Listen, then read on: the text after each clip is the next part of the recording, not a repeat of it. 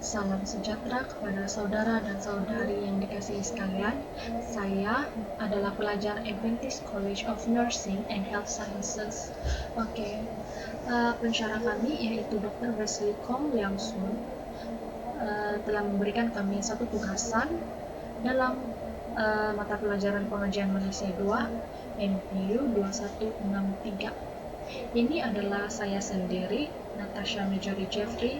ID pelajar adalah 2020029, kelas 2023, batch yang pertama. Tugasan 2 yang telah diberikan adalah berkaitan dengan kajian sejarah makanan. Tajuk makanan yang telah saya pilih adalah tempoyak.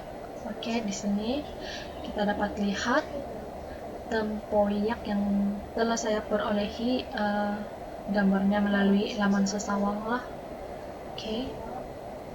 Sekarang saya akan menceritakan tentang sejarah tempoyak. Tempoyak diriwayatkan dalam hikayat Abdullah sebagai makanan sehari-hari bagi penduduk Terengganu. Ketika Abdullah bin Abdul Qadir Munsi berkunjung ke Terengganu sekitar tahun 1863, beliau telah mengatakan bahwa salah satu makanan kegemaran penduduk setempat adalah tempoyak.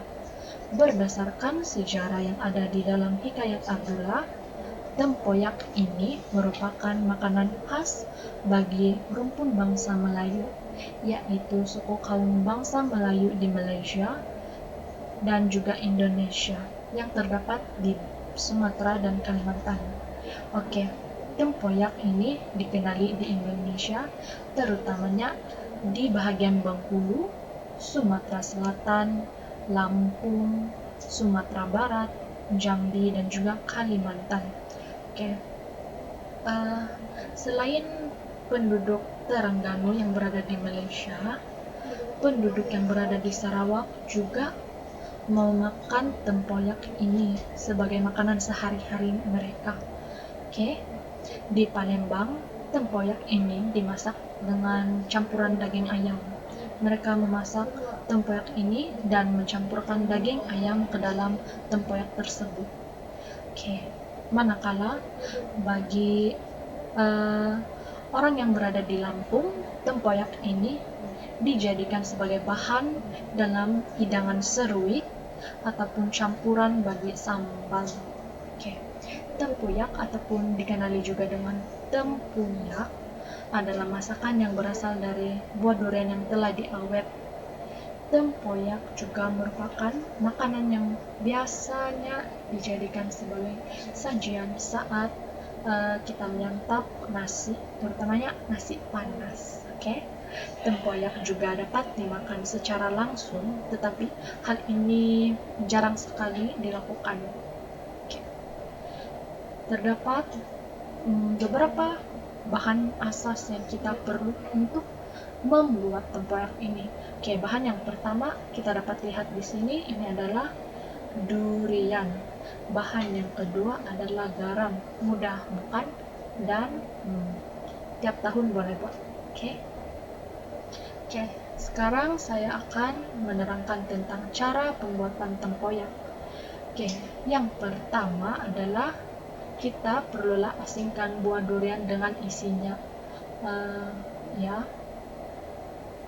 Kemudian letakkan isi durian yang telah diasingkan ke dalam balang ataupun botol kaca. Selain botol kaca, kita juga boleh menggunakan botol plastik lah, yang pastinya ia kedap udara. Setelah selesai dengan pengasingan di antara biji durian dan juga isinya, kita perlulah letakkan garam halus ke dalam dan gaulkan garam itu sehingga sebati. Jangan terlalu masin ataupun tawar. Setelah proses yang ketiga itu selesai dikerjakan, tutup balang tersebut dan simpan ke dalam peti sejuk selama 1 minggu, at least 1 week. Tetapi terdapat beberapa jenis orang, selepas 3 hari mereka akan membuka tempoyak tersebut dan memasaknya. Oke, itu mengikut dengan selera masing-masing lah. Oke, sekarang saya akan menerangkan tentang cara-cara untuk memasak tempoyak dan apakah bahan-bahan yang diperlukan untuk memasak tempoyak ini. Ya, adalah sangat mudah. Oke, bahan yang diperlukan adalah seperti ini. Yang pertama adalah bawang merah, minyak, pusuh ataupun dikenali sebagai bilis, cabai, yaitu chili, dan juga gula. Oke, cara-cara untuk memasak tempoyak ini adalah dengan yang pertama adalah memanaskan minyak. Setelah itu, masukkan bawang merah dan tumis sehingga bau bawang merah itu naik. Kemudian masukkan pusuh, masukkan cabai, dan masukkan tempoyak. Yang terakhir sekali adalah masukkan gula, jangan terlalu manis. Oke, sekarang saya akan menerangkan tentang bilakah hidangan tempoyak ini dihidangkan.